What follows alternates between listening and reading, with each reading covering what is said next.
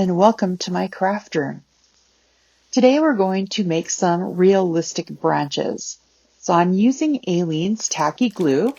It's a thick glue that will form peaks when we tap it onto the paper branches. The branches have been die cut with Tim Holtz Arthur Owl's die from anywhere from 80 to 110 pound cardstock. I'm going to take my glue and just using my palette knife here, tap it onto the branches. And I'm doing it like you would on a cake when you're trying to form peaks. And I'm just going to add it all along each branch, tapping as I go, adding more if I've missed, making the peaks higher if I need to. I'm only going to make you watch me do this one time today. The rest of the time I'll zoom through it because it would get pretty boring watching somebody do this over and over again. I'm working on some scrap paper, the kind that comes in shipping boxes, and I'm just going to keep adding the glue to the branches until it has as many peaks and valleys, high and low points as I want. Don't worry about it being perfect. It is supposed to be realistic, so it should look like a gnarly branch. Once I have both branches all iced up with lots of peaks and valleys, I'll get to the second one. And at that point, we're going to start adding some different types of mediums in order to experience different colors, different textures, different looks between shimmer and dull and translucent. We're just going to have a ton of fun, see what we like, anything we don't like, and hit the circular file, and anything we do like, hopefully we'll make it onto our cards and scrapbooks. I'm sure this is kind of like watching paint dry in order to watch me get this glue on two branches. But I do promise I'm not going to make you watch me do it again today because all of the branches we're going to make are almost all prepared in the same way. Besides mediums to treat the branches, you're also going to need a heat tool. And another thing you're going to see a lot today is parchment paper. I buy mine at the dollar store, and so it's pretty economical. They're in sheets. Things don't stick to them, so they're nice to work on, but they're not overly expensive. All right, I think these two branches are looking pretty good. So I'm going to bring in some parchment paper here. And like I said, I just get these sheets at the Dollarama.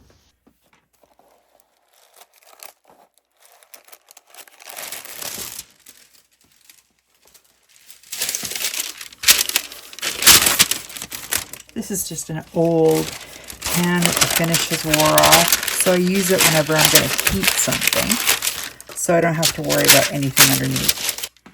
Now I've got my parchment paper on my tray. I want to put some alcohol ink on here, so I've got a little mushroom here. Let's see, mushroom and pebble and hazelnut. Those should look really good together. So let's drop some color on.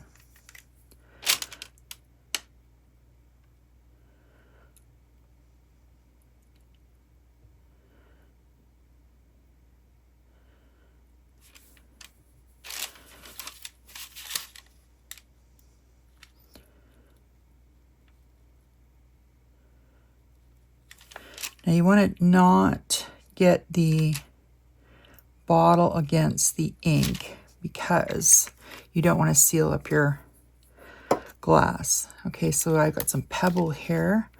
Let's see what that looks like.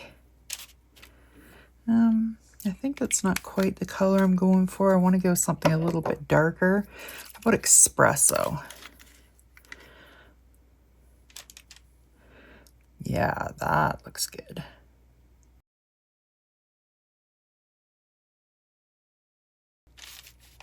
Yeah, I really like that. The espresso and the hazelnut.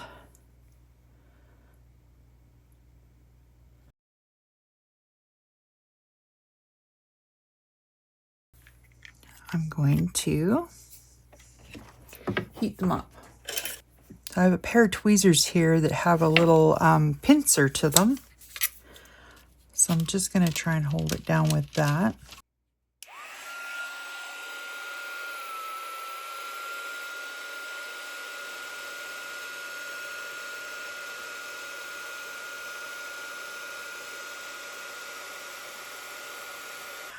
Okay. So it looks pretty darn good. All right. Let me just grab another sheet of my parchment paper, clean one. And I'm going to put those aside to dry now.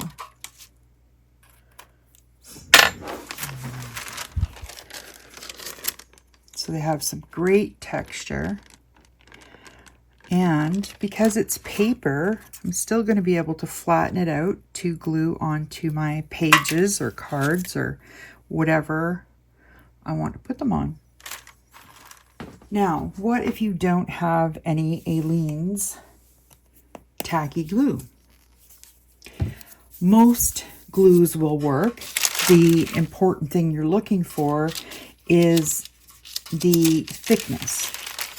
Now, another thing that'll work is texture paste. You can color texture paste. So let's do that. Do you guys do this? Keep the packing papers that come in your boxes. I just run this over the edge of the table and more or less flattens it out. But it's a great thing that you can just throw in the garbage. You don't care. You don't have to do any cleanup. Grab a couple branches here. Okay, I'm going to use some translucent paste here. So again, now you actually could put this on a palette and mix color right into it. In fact, let's just do that. I also keep packaging from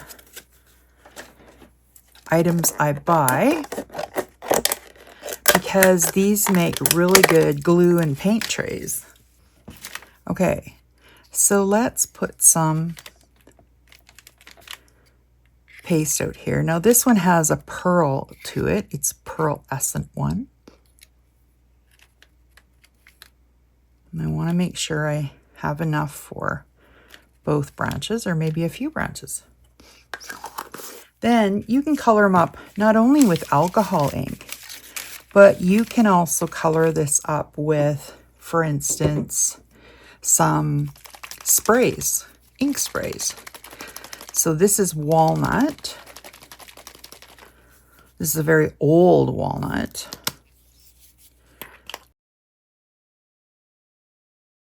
I'm not sure that I love the green color of that. Eucalyptus one. Here's a Tushenko walnut.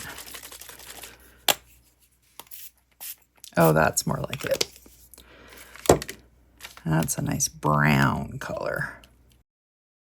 Actually, with a little bit of green in it, it doesn't look too bad. Okay, that green is mostly gone now. All right, let's pick this up and put it on these branches.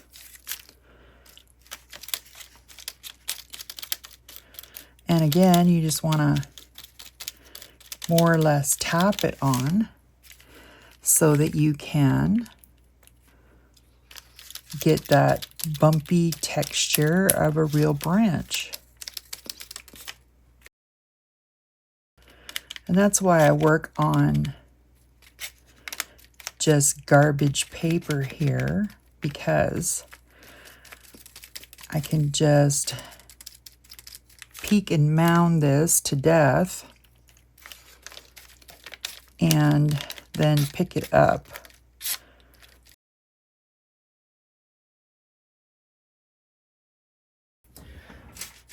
Let me get that one off the table. Put it on my sheet for ready to go. And I'll do my next one.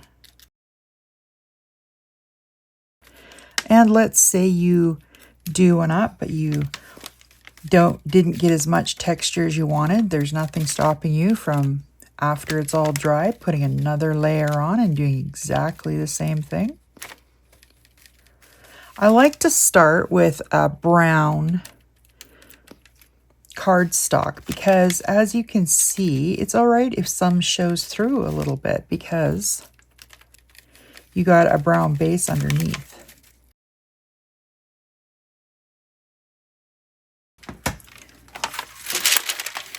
All right, now let's heat this. And now normally you're going to let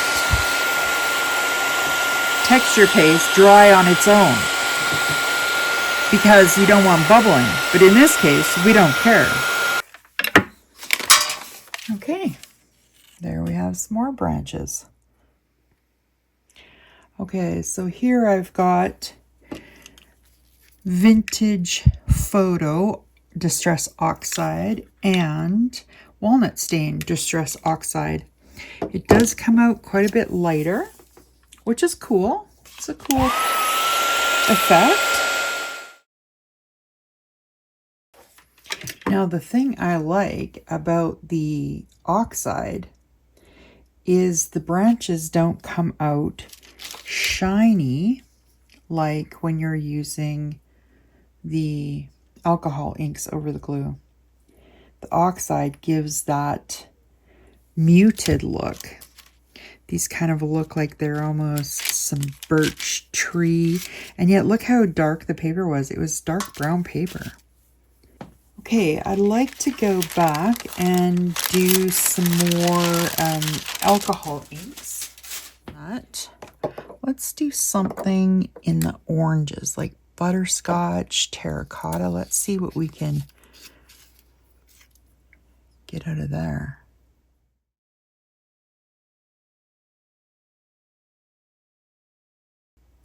A little bit of redwood here. Now, I did accidentally touch the tip there, so make sure to clean that off. You do not want to glue closed your bottles here. Okay, so that was terracotta. Now I'm going to put a little butterscotch with that. That looks pretty cool, I think. But I mean, you're only limited to the amount of colors you have in your alcohol ink stash. Really, right?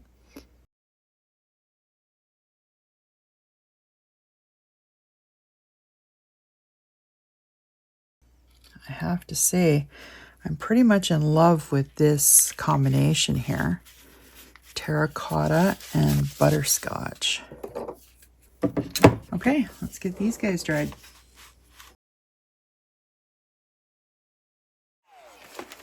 Well, I have to say, these branches are my favorite so far. I love that kind of redwood look.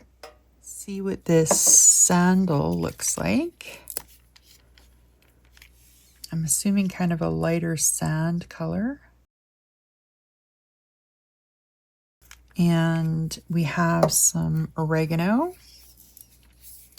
And I think this is going to look kind of gold.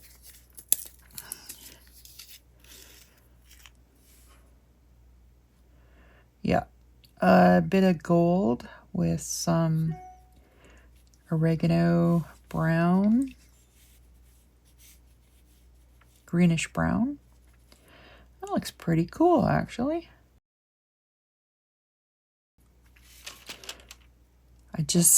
I'm trying not to touch the tip. Wow, I love how that came out. That is actually very beautiful. I'm going to put a little bit more sandal. There's a few white spots I see here. I want to get that warm honey look there. That's gorgeous. Let me get you zoomed in here. Isn't that beautiful? I definitely love that. That did not turn out like I thought it was going to.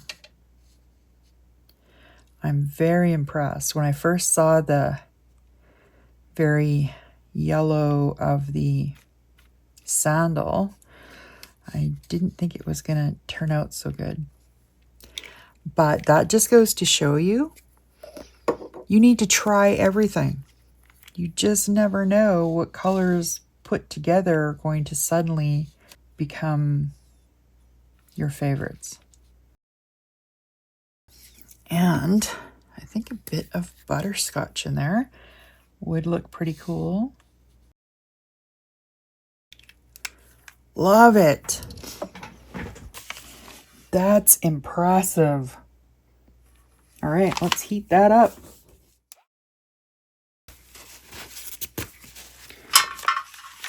That is beautiful. I love those honey colors in there. A little bit of butterscotch for that little amber glow. Okay, I am going to do this teak wood and mushroom and see what we get here. You definitely do not want to do this before you go to a big fancy event because you're going to look like heck. Now this teak is dark, I'm thinking. Oh yes, that one is very dark. Definitely teak. Okay, let's see if this mushroom can survive with the teak. Yeah, I think it's doing fine. We're getting, the whole point of the different colors is to get some lights and dark areas, right? So we're getting that. I think that mushroom and teak wood are great combinations as well. All right, let's get this dried.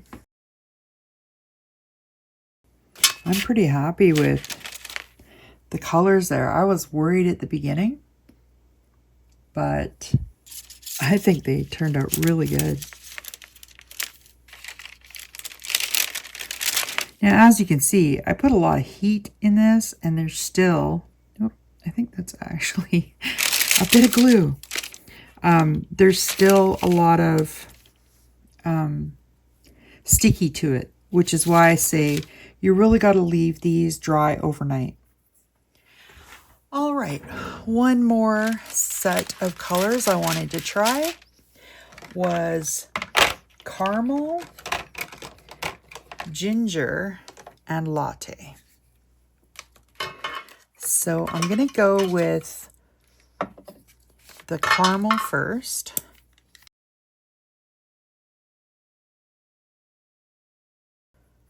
Then I'm going to come in with some ginger here.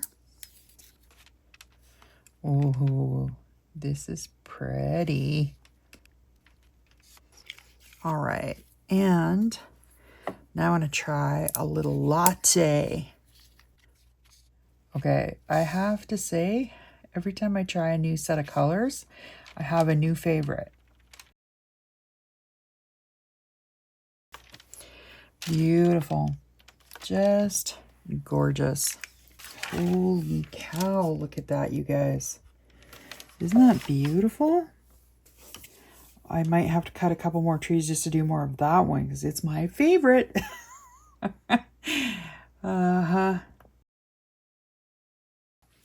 Okay. And you don't have to worry about these bubbles that form because they will fall back on their own. Ooh. Now that is gorgeous. Now, another thing I wanted to tell you about was, what if you don't have alcohol ink, or maybe you don't have sprays. Or what else did we try today? We did some embossing paste. But let's say you have some pearl pens. So I thought we would try some of this out. Now this one definitely has a patina in it. This one is called bronze. So we're just going to add some bronze onto here. And I'm purposely leaving it thick and getting some texture into it, because it will keep its texture.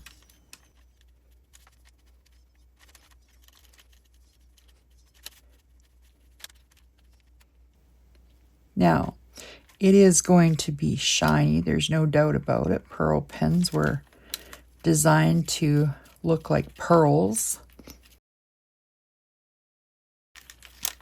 But maybe that's the look you're going for, a little more on the fantasy side.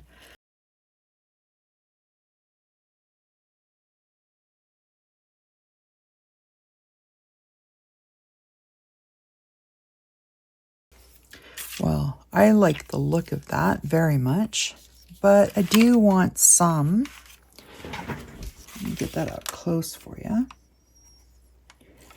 I do want some color variants, so I actually have a dark brown one that is not a pearl color. So I'm going to see about adding some of that in here and there.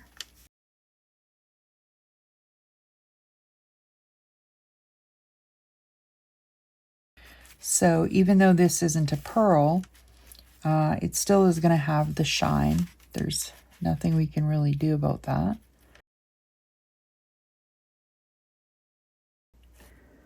Looks kind of cool.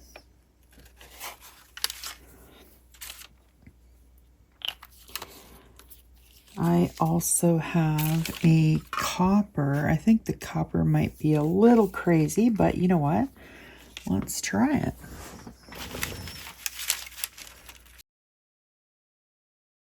You know what might look really nice with this copper is to put a little bit of that bronze with it. Yeah, that looks really good. I like it anyway.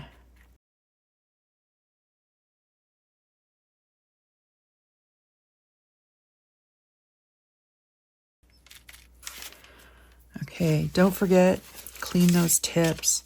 And I like to keep my pearl pens stored upside down so that always the ink is, I said ink, but always the content is right in the tip. Helps to prevent it drying out and not being able to come out.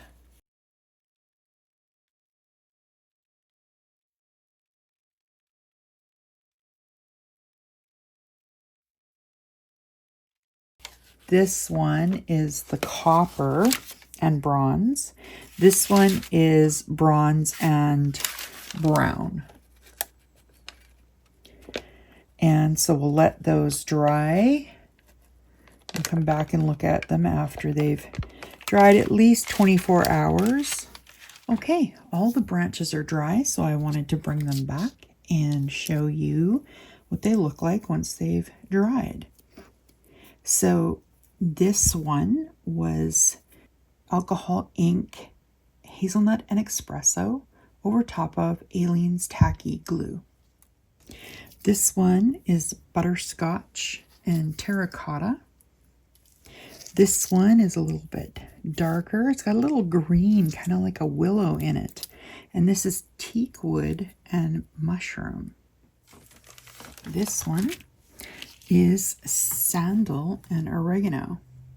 Give kind of a amber look to this branch. All right, now here are some of our other tests. So this is antique bronze and ground espresso distress sprays. I love how this one looks.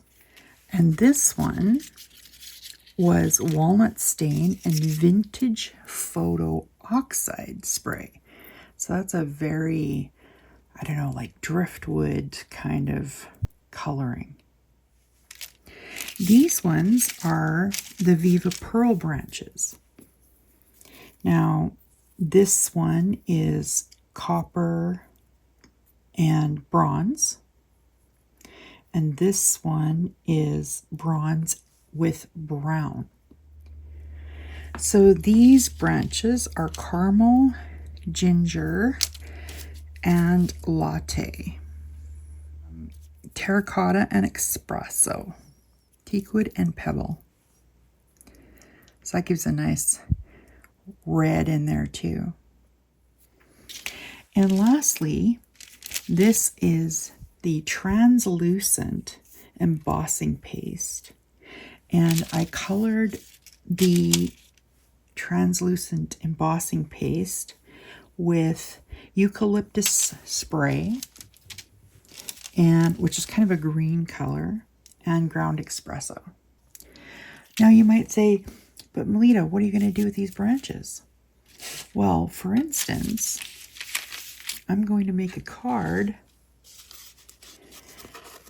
and I need a branch for my owl to sit on the front of my card.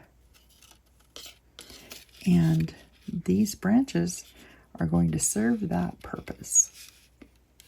So I hope you liked our foray into branch making for card making and scrapbooking. Thank you for swinging by my craft room today. If you have any questions, please email me at melittasmakin@gmail.com. You can also post a comment below and I'll be sure to get back to you.